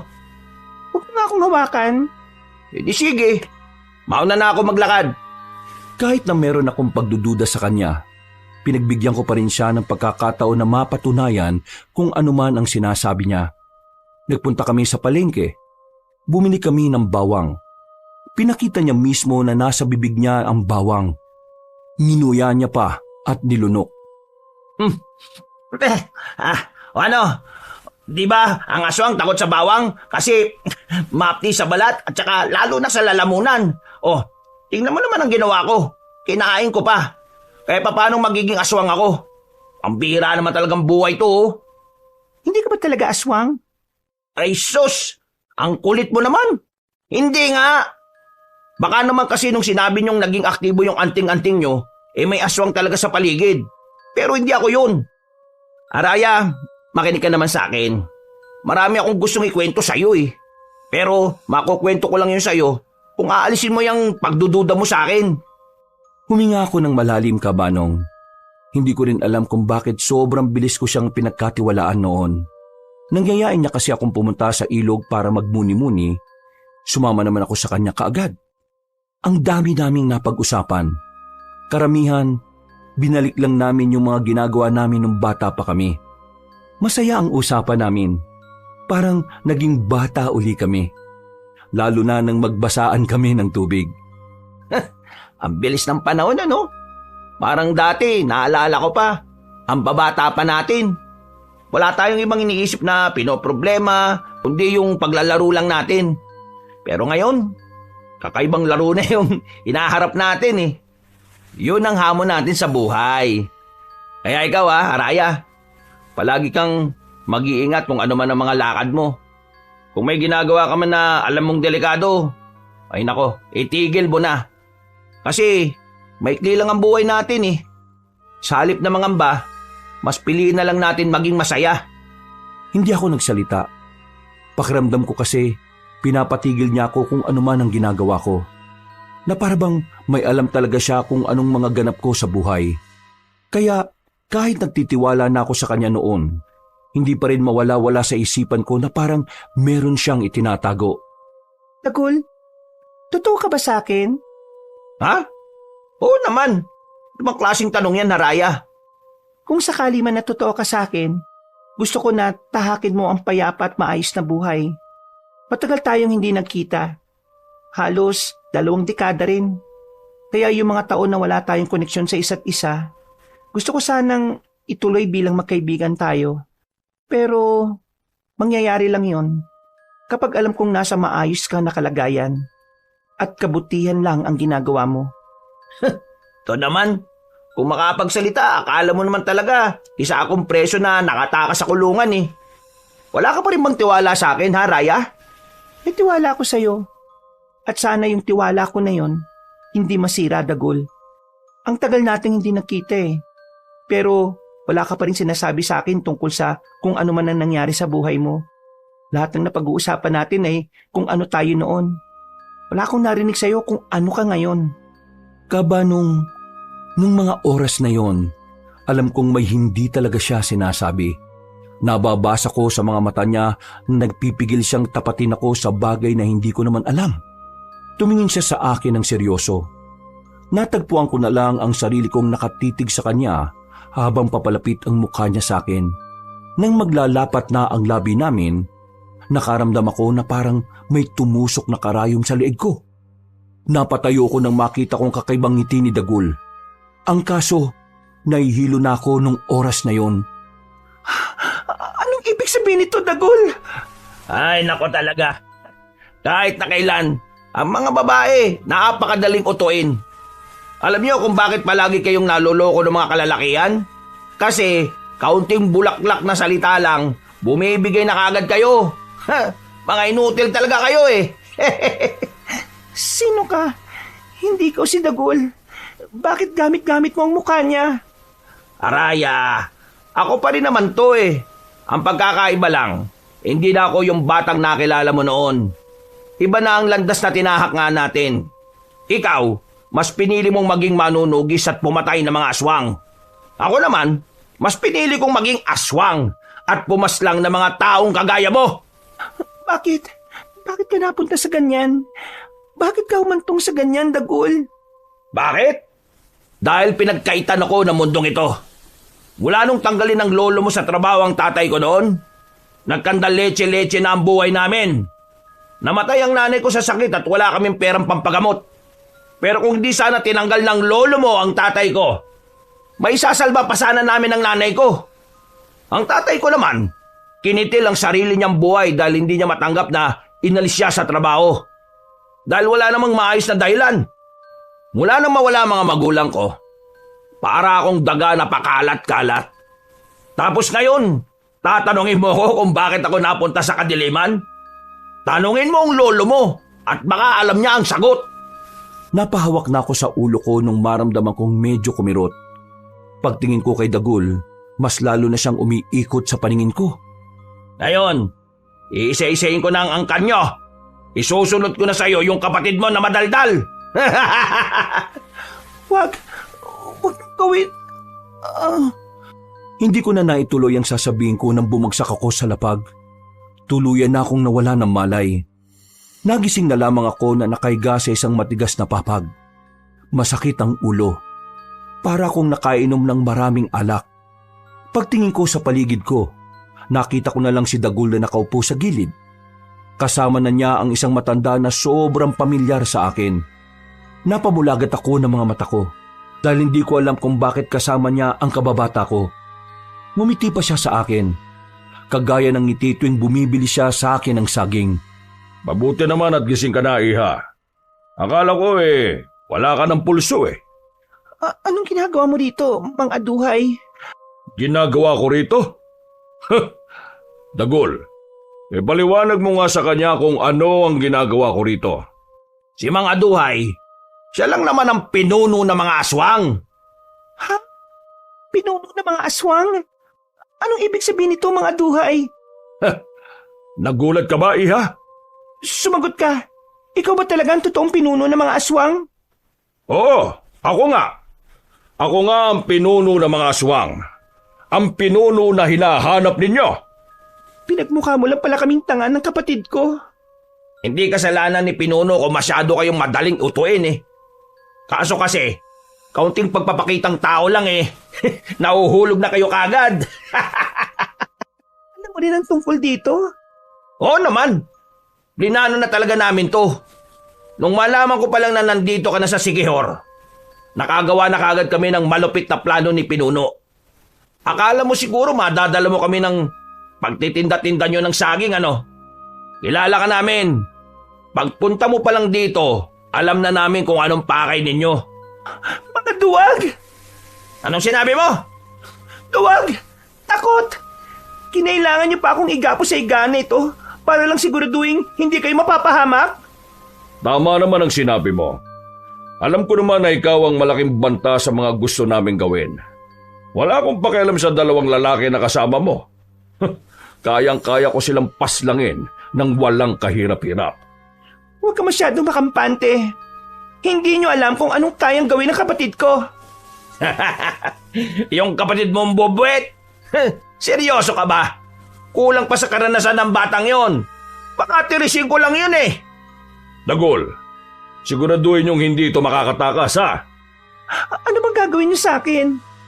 Ikukulong ka lang naman namin dito hanggang sa matapos na namin ang lahat ng dapat gawin sa labas.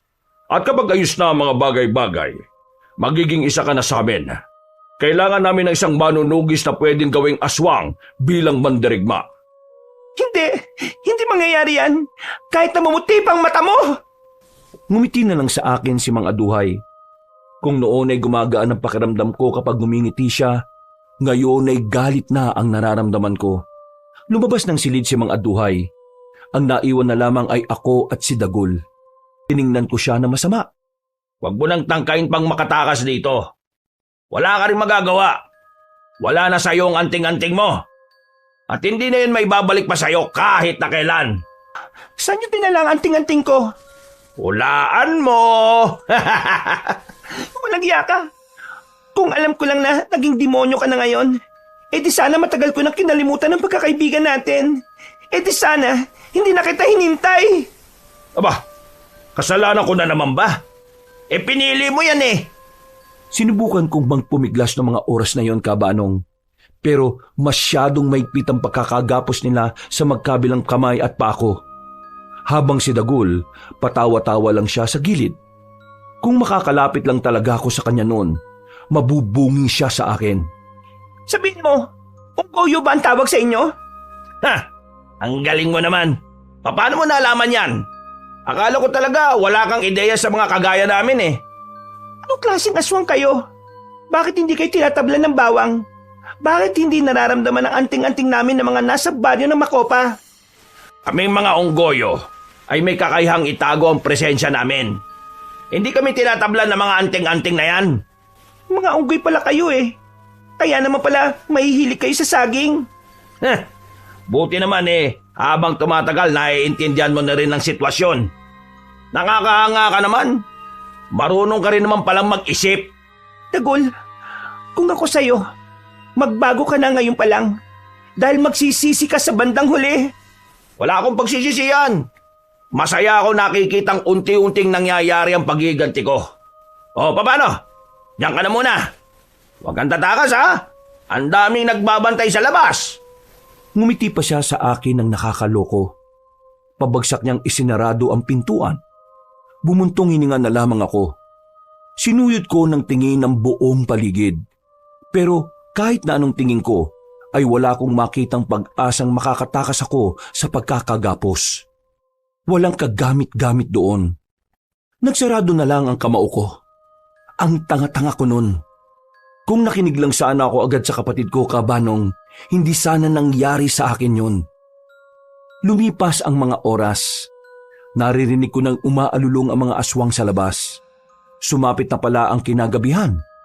Bagot na ako sa kinalalagyan ko. Hindi ko na alam ang gagawin ko. Wala rin kasi ang anting-anting. Wisit na buhay talaga to. Dapat talaga matagal ko nang kinalimutan ng siraulong yan eh. Humiga na lang ako. Ang akala ko, wala nang pag-asa na makaalis ako ron. Hanggang sa bigla na lang akong may narinig na kalabog sa labas ng pintuan. Napabangon ako ulit, Kabanong. Nang bumukas ang pinto, nakita ko si Bembong. Ang mga aswang na nagbabantay ay nakabulagta na. Pumasok siya kaagad at kinalaga ng pagkakagapos ko. Nakahinga ako ng maluwag. Buo talaga ang tiwala ko sa kapatid ko. Kahit kasi bata pa lang siya, kayang-kaya niyang lumusob mag-isa. Pero ginagawa niya lang yun kapag nasa panganib ang buhay ko. Maraming salamat dumating ka, Bembong. Hindi ko alam ang gagawin ko. Ikaw naman kasi, ayaw mo makinig sa akin eh. Niloko na nga tayo ni Mang Aduay tapos nagpaloko ka rin sa kababata mo. Mamaya mo na ako awayin. Umalis na muna tayo dito. Wala si Mang Aduay at ang kababata mo. Nakita ko silang umalis kaya ako nakapasok na madali. Kunin muna natin ang anting-anting mo bago tayo umalis. Saan ko naman hahanapin yon? Naalala mo ba yung sinabi ni Lolo sa atin? Na kung sakaling mawala yung isang anting-anting, kaya nitong hanapin ng kapwa anting-anting niya. Mahahanap siya ng anting-anting ko. Tama. Gagamitin natin ang anting-anting mo para malaman kung nasaan ang anting-anting ko. Umalis na muna kami sa silid na yon. Nagawa naming makalabas doon nang walang nakakakita sa amin. Paano ba naman, Kabanong, lahat ng nagbabantay pinaslang na ng kapatid ko? Kahit na alam kong kaya niyang gawin yon, iniisip ko pa rin kung paano niya yun nagawa. Nakahanap kami ng tamang pwesto. Sa likuran ng manukan. Malayo na yon sa kabahayan. Umupo kami roon. Wala kaming pakialam kung maraming lamok. Pumikit si Bembong. Sisimulan na niyang ikonekta ang anting-anting niya sa anting-anting ko. Ayan na ate. Kumukonekta na siya. Ayan na. Ha, alam ko na. Oh, nasaan? Nasa loob siya ng bahay ni Mang Aduan. Sa banda rito. Tara, sundan mo ko. Maingat kaming naglakad patungo roon. Sinamantala namin na hindi pa nakakabalik si Mang Aduhay at si Dagul. Maya-maya lang, nang makita namin ang bahay na matanda, walang pag-aalinlangang pumasok kami sa likod na bintana. Winasak na lamang namin yon para madali ang pagpasok namin. Binuksan ni Bembong ang aparador. At doon, nakita nga namin ang anting-anting ko na umiilaw-ilaw pa ng bahagya. Sinuot ko kagad yon. Dinampot ko na lang ang nakita kong itak sa labas ng bahay.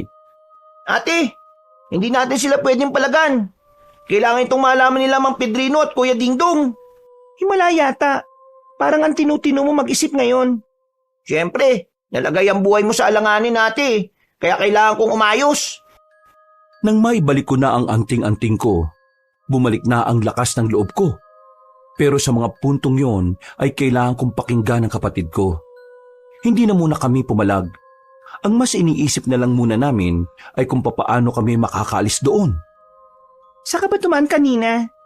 Sa kabila. Ang kaso, ate, mahirapan na makabalik dun eh. Nasa tiyempo lang akong kanina na umalis yung nagbabantay sa bungad. Mas mainam yata kung sa gawing ito tayo dumaan. Wag, ate. Galing din ako dyan kanina eh. May mga nakita ko mga nakabantay dyan. Hindi lang natin makita kasi madilim. Pampihira. Saan naman tayo ngayon dadaan ito? Doon, ate. Nakadaan ka na ba doon? Hindi pa. Pero base sa nakikita natin, parang wala namang nagbabantay.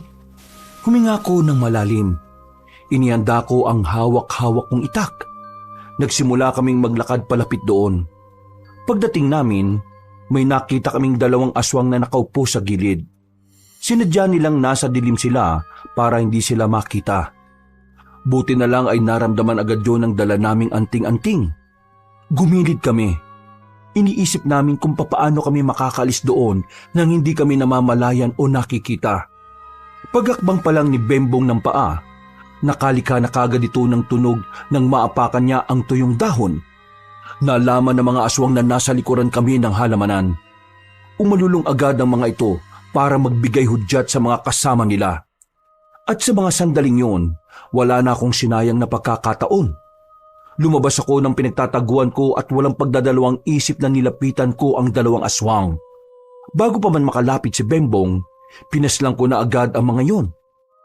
Narinig na namin ang magkakasunod na alulong ng mga aswang. Sa puntong yon, kinailangan na naming umalis dahil anumang oras ay madaratnan kami ng mga aswang doon. Pero hindi pa man kami nakakalayo. Naramdaman na lang namin na meron nang nakasunod sa likuran. Ate, kailangan natin silang harapin. Kung hindi, baka madala natin sila sa baryo natin. Susundan nila tayo oh. Sige na, mauna ka nang umalis. Akong bahala na sa kanila. Ate, kaya nga kita niligtas para di ka mamatay tapos ganito rin pala ang mangyayari. Sasamahan na kita sa paglaban sa kanila. Ang kulit mo naman. Makinig ka na lang sa akin, pwede? Ate naman, nung ikaw di nakinig sa akin, napahamak ka. Oo na, sige na. Sumama ka na rito. Wala na akong nagawa kundi ang pumayag sa kagustuhan ng kapatid ko, Kabanong. Maya-maya lang din ay naramdaman na naming tila nakapalibot na sila. Ang kanilang mga angil ay tila nagdudulot na sa amin ng pangamba. Yun ang unang beses na parang kinakabahan kami sa kalaban naming aswang. Bagay na hindi naman namin nararanasan nung nasa kapis pa kami. Ate, naging unggoy na yata sila. Unggoy ang tawag sa kanila. Mga aswang na nagkatawang unggoy. Malamang magiging unggoy sila. Hindi nagtagal, lumusob na sila sa amin. Mabilis sila. Yung iba pa, lumalambitin sa kung saan-saan. Pero hindi kami nagpatinag ng mga oras na yon. Mas lalo lang kaming ginanahan ni Bembong kahit na medyo may kaba. Paglapit sa amin ng isang aswang, nahawakan niya ako sa damit. Buti na lang ay tinaga agad siya ni Bembong. Kung hindi, mahuhubaran ako. Paglingon ko naman sa gilid, may 2 aswang na nagtangkang lumapit kay Bembong. Wala akong sinayang na sandali. Ginamit ko ang kapangyarihan ng anting-anting. Nagawa kong salagin yon at napatay ko ang 2. Sa mga sumunod na sandali ay mas lalo silang naging mabilis. Pero dahil sa anting-anting ay hindi kami nadedihado sa laban. Pero kahit na nakakalamang kami, hindi kami naging kampante. Alam namin na anumang oras maaring magbago ang ihip ng hangin. Ayang kaya naman natin, ate. Hindi sila maubos. Kailangan na nating umabante. Sa ibang direksyon na lang tayo dumaan para hindi na natin sila madala sa baryo. Umabante na kami ng mga oras na yon. Pero habang umuusad kami, sumusunod din sila sa amin. Parang lalo silang nadadagdagan kapag may napapatay kami sa kanila. Habang tumatagal, unti-unti kong nakikita na kung magpapatuloy ang pagdami nila, mahihirapan na rin kami ng kapatid ko. Kaya naman, binilisan na lang namin ang takbo hanggang sa makarating na kami sa Tuyong Palayan. Mas tirik ang buwan sa parting yun. Kaya malaking tulong yun sa amin dahil makikita na namin kung saan nanggagaling ang mga aswang. Gamitin na kaya natin ang tunay na kapangyarihan ng anting-anting natin, ate? Wag! Ilalaan lang natin to sa pinuno nila. Aatake na sana kami sa mga aswang pero biglang dumating si Dagul. Pinagbababatukan niya ang mga kapwa niya aswang. Mga inutil kayo! Ang daming pabarating na kalaban! Ito ang inuunan nyo! Lumayas kayo! Abangan nyo yung mga kalaban at ako nang bahala rito! Paparating na mga manunugis. Wala na kayo magagawa. Nasabi ko na nga ba tama ang hinala ko Aswang ka kasi, pangit ka. Hoy, bubwit! Akala mo hindi ako napatol sa bata? Yari ka sa akin ngayon. Masyado kang madaldal, ha? Hindi naman ako natatakot sa'yo Ikaw ang dapat matakot sa akin. Hindi ka ba napapaisip? Niligtas ko lang mag-isa ang ate ko. Doon pa lang dapat matakot ka na Hoy, utong lupa. Hindi ako nasisindak sa mga salita lang. Kaya tigilan mo ako sa sinasabi mo. Kasi, ngayong gabi, dalawa kayo ng ate mong hahalik sa lupa. Ang dami mong sinasabi. Hindi ko alam na mas madaldal ka pa pala ngayon. Samantalang nung bata pa tayo ni hindi ka man lang makapagsalita kapag may kaaway ka. Nako, babalik na naman tayo sa nakaraan. Ang mabuti pa simulan na natin to. Gigil na ako sa batang yan Mukha naman siyang pa Kung ako mukhang pa, ikaw mukhang alipunga. Nagulat na lang ako nang biglang tumalo ng mataas si Bembong. Agad itong nakalapit kay Dagul. Kitang-kita ko rin na inis na ang kapatid ko sa kababata ko. Kaya naman, hindi na rin ako nagsayang ng oras. Sinabayan ko si Bembong sa pag-atake. At kahit na dalawa kami, nagagawa pa rin makailag ni Dagul. Hindi kayo makakaisa! Anong hindi? Bembong, bilis! Nanlalaki ang mga mata ni Dagul nang makitang nasa gilid na niya si Bembong. Sinubukan niyang makailag sa pagtaga na ginawa ni Bembong pero naroon naman ako sa kabila. Hinataw ko kagad siya ng itak. Agad na tumagas ang dugo sa tagiliran niya. Si Bembong naman muling lumapit. Tinaga naman niya sa hita si Dagul para kahit na papaano mapabagal namin ang kilos niya. Umatras siya ng kaunti. Bigla siyang hiningal dahil sa ginawa namin. Aatake na sana ulit kami nang bigla siyang tumalon ng mataas. Ginamit ko ang anting-anting. Sinalubong ko siya sa ere. Tinamaan ko siya ng itak sa bandang kilikili. Kung hindi mo nailagan, malamang patay ka na. Alam mo ba kung anong totoo? Pinagsasasabi mo. Noong mga bata pa tayo, hindi naman talaga kita tinuring na kaibigan Kaya lang naman kita sinasamahan. Kasi marami kang pagkain palagi. Nakakalibre ako ng kain. Wala kasing pagkain sa bahay namin minsan Kapag hindi nagpapasahod ang lolo mo. Hindi totoo yan. Alam ko na talagang tinuring mo akong kaibigan noon. Hindi ka ba kakapagsinungaling sa akin, Dagul? Ha? Nagsisinungaling? Bakit naman ako magsisinungaling, Araya? Ito ang totoo. Walang kahit na anong espesyal sa'yo. Kaya kahit na kailan, hindi kita nakitang bilang kaibigan. Ginamit lang naman kita para sa pansarili kong interes. Kasi noon pa man, alam kong malabong maging magkaibigan ng isang dukha at ang isang mayaman na kagaya mo. Walang alaga sa akin ang lahat ng alaala na meron tayong dalawa. Kung hindi ka lang kita kailangan paslangin hindi na kita maaalala Huwag kang makinig sa kanya, ate. Sinisira lang niya yung kaisipan mo para mawala ang atensyon mo sa laban. Huwag kang mag-alala, Bembong. Hindi ako naapektuhan. Kahit na ang totoo, ay nasaktan ako sa mga sinabi ni Dagul Kabanong. Pinilit ko na lamang na maging manhid. Pumorma na ako at muling humarap sa kababata ko. Maigpit ang hawak ko sa itak. Ako na mismo ang nagpatuloy ng laban. Magkakasunod na hagupit ng itak ang ginawa ko. Kahit na may tama na si Dagul, ay nagagawa pa rin niyang makaiwas. Maya-maya pa, nagkaroon ako ng isang pagkakamali. Nakakuha siya ng pagkakataon para makatama sa akin. Tumalsik ako sa lakas ng suntok niya. mabilis namang rumisponde ang kapatid ko para tulungan ako. Yan kasi, sabi mo di ka apektado, pero para ka namang wala sa sarili yung matake. Ano? Masakit pa? Nagsisimula pa lang ako. Umanda ka. Sinaktan mo ang ate ko, ha? Bembong, huwag ka masyadong magpapadalos-dalos. Huwag ka mag-alala, ate. Ako nang bahala sa isang to. Ang kulit mo talaga. Ikaw, isang bubit. Lalaban sa pusa. Kung pusa ka, ako naman, Leon. Ababa! Agad akong tumayo. Pipigilan ko sana si Bembong pero mabilis na siyang nakalapit kay Dagul. Pinaghahagupit niya yun ng kanyang espada. Ilang beses niya ring tinamaan pero parang hindi naman tinatablan. Tumatawa-tawa pa yun na parabang wala lang sa kanya ang ginagawa ng kapatid ko. Maya-maya lang, naramdaman kong parang may iba pang naroon bukod sa amin. Mabilis kong kinuha si Bembong at dumistansya. Bakit, ate? Nandiyan na si Mang Aduhay. Lumabas siya mula sa dilim. Kampanteng naglalakad palapit sa amin. Nakita ko naman ang kakaibang ngiti ni Dagul, na parabang ang dating ng matanda ay ang pag-asa niya. Buti naman dumating ka, mga duway. Nakakahiya ka. Ha? Isa kang malaking kahiyan sa mga aswang. Hindi mo magawang palaga ng ganyang kalit na bata? Pero, mga duway, dalawa po sila eh. Mag-isa lang. Kahit na ilan pa yan.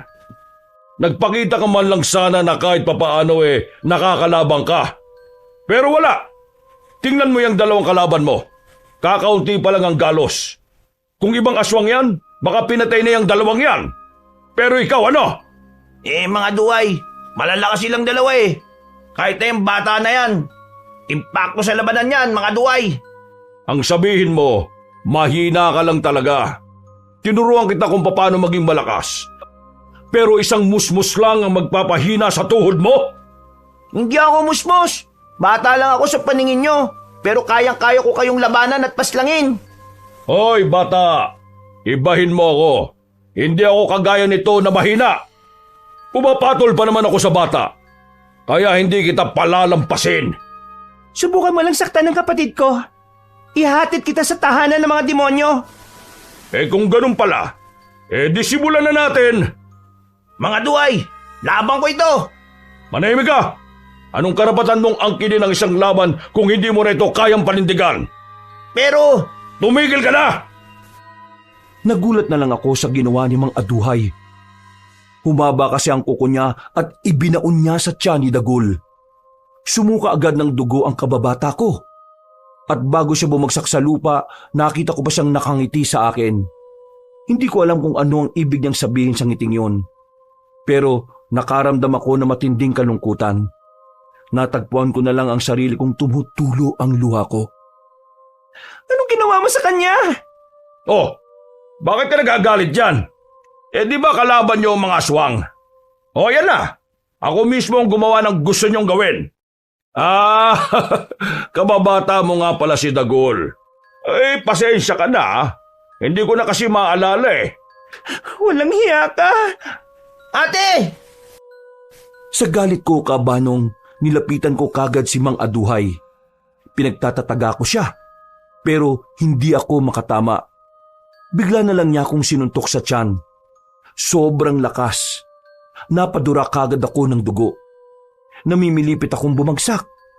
Si Bembong naman, sumunod na rin sa kanyang pag-atake.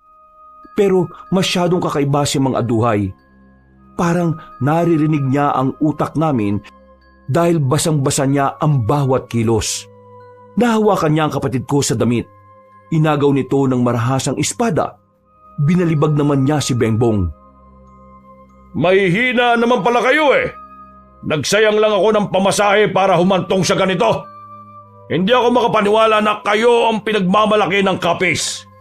Pero ngayong nandito na kayo sa harapan ko, wala man lang akong saya na nararamdaman. Para lang ako nakikipagsuntukan sa katawan ng saging. Puro ka saging no? Palibasa, unggoy ka! Napalingon kami sa gilid. Nakita namin kararating lang ni Mang Pedrino at ni Dingdong.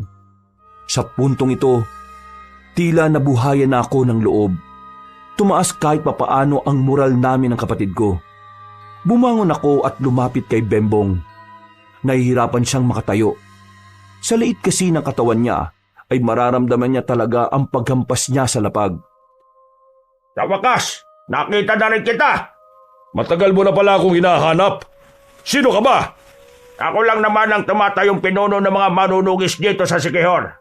Aswang ka! Dapat alam mo yan! Pasensya ka na ha, pero wala akong panahon para kilalanin ka. Walang pakundangan na umatake si Mang Aduhay kay Mang Pedrino. Sinabayan din ito ni Dingdong. Base sa nakikita ko, ibang-iba ang paraan ng pakikipaglaban na maglolo. Mas maingat sila, pero mabilis.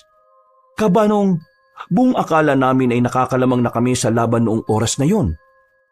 Nakabangon na rin kasi ako noon kaya 3 na kaming lumalaban sa kanya. Pero hindi ko inakala na sa mga sandaling yon magagawa pa rin makabawi ni Mang Aduhay. Kahit duguan na ang katawan niya, nagawa niya pa rin makapagbago ng anyo. Hindi niyo ako mapipigilan sa gusto kong mangyari. Tahanan namin ang Siquijor! Hindi namin ito ibibigay sa inyo! Muli naming inatake si Mang Aduhay.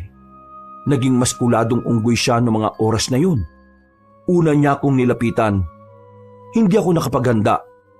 Buti na lang ay humarang si Dingdong. Sinubukan niyang hagupitin si Mang Aduhay ng itak. Pero hinawakan lamang yun ni Mang Aduhay. Inagaw at saka dinakma sa mukha si Dingdong. Si Mang Pedrino naman ay nagawa na ring dakmain sa damit. Hinila ito sabay suntok sa mukha. Tila nawala ang angas nilang dalawa. Nang madako na ang tingin sa akin ng aswang na unggoy, inihanda ko na ang sarili ko. Ate, ngayon na! Gawin mo na! Inihagi sa akin ni Bembong ang anting-anting niya. Bago makalapit si Mang Aduhay ay naisot ko pa ang anting-anting na yon. Agad na dumaloy ang nag-uumapaw na kapangyarihan sa buong katawang ko. Paglapit ni Mang Aduhay sa akin, sinuntok niya ako ng malakas. Tinamaan ako sa dibdib pero parang hindi ko na yon naramdaman. Isinarado ko ang kamao ko. Sa sobrang gaan ito, ay malakas ko itong pinadapo sa panga niya. Nang umilaw naman ang 2 kwintas na suot ko, kakaibang bilis naman ang pinagkaloob nito sa akin. Sa sobrang bilis ko, walang magawa si Mang Aduhay. Hindi niya ako mailagan. Lahat ng suntok ko ay tumatama sa kung saan-saang parte ng katawan niya. Ha? Hindi! Paano ka lumakas ng ganyan? Nung una pa lang, dapat alam mo na ang mga manunugis ng kapis ay hindi basta-basta natatalo. Kaya ngayon, mararamdaman mo ang galit ko. Sinaktan mo ang kapatid ko, kaya humanda ka ngayon! Tumalon ako ng mataas. Sinalubong niya ako sa ere. Bago kami bumagsak ay nahawakan ko siya sa liig. Diniin ko siya sa lupa. Sinipa ko ng maraming beses ang kanyang muka. Hindi ko yun tinigilan hanggat hindi ko nakikitang sumusuka siya ng dugo. Pero nagawa niya pa rin akong itulak at makabangon. Gigewang-gewang na siya. Pero nagagawa niya pa rin tawanan ng sitwasyon. Naririnig mo ba ang hiyaw ng mga kasama mo? Sinyalis yun na matatalo na kayo. Tagilid na rin ang laban nila sa mga kasama namin. Tangkapin mo na kahit na kailan ay hindi mananalo ang kasamaan sa kabutihan. Wala akong pakialam. Lalaban ako hanggang dulo. Humanda ka! Sa huli niyang paglapit sa akin, kinuha ko na ang itak sa ibaba. Walang ano-ano, hinagupit ko ang leeg niya. Sa lakas ng pagkakahataw ko kabanong, gumulong na lamang ang kanyang ulo sa lapag. Ang galing mo, ate! Magmula ngayon, hindi na kita aawayin, Haraya. Tunay ngang kakaibang galawan ng mga taga-kapis. Ang buong Siquijor ay nagpapasalamat sa inyong dalawa. Ginawa ko lang kung anong nakasaad sa misyon namin. Tinulungan ko na silang bumangon. Binalikan na lang namin ang iba pang aswang na natira. Tinulungan namin ang mga manunugis na matapos yun. Di kalaunan, tuluyan na nga naming nakuha ang tagumpay. Idiniklara na ni Mang Pedrino na wala ng banta sa buhay ng mga taga-Siquijor. Kabanong, ang laban na yon ang tumatak talaga sa puso ko. Lalo na't sa laban din na yon nawalan ako ng matalik na kaibigan. Pero sa kabila ng pagbabago ng kababata kong si Dagul, ipinagdarasal ko na lang na kung magkikita kami balang araw, makikita ko na rin ang dating siya noong una kaming nagkakilala. Kinabukasan ay nakauwi na rin kami ng kapatid ko sa bahay. Inabutan namin si Aling Pina na nagwawali sa bakuran namin dahil sa mga tuyong dahon. Diyos ko, ano ba nangyari sa inyo? At bakit may mga benta kayo sa katawan? Galing lang po sa gubat. Sinubukan namin mangaso pero delikado pala kasi madulas sa gubat kaya ayan. Masakit po ang likod ko, Aling Pina. Pwede po ba akong makahingi ng masarap na puto? Puto pala ang gusto mo? Aba, sige. Magpapaluto ko ngayon. Uy. Narinig ko, may puto. Pengi ako. Hindi mo narinig. Ang sabi ko, magpapaluto pa lang ako. Ay, kala ko naman nandito na. Sakto, nagugutom na kasi ako eh. Oh, bakit? Anong nangyari sa inyong dalawa? Nasabi na namin kay Aling Pina.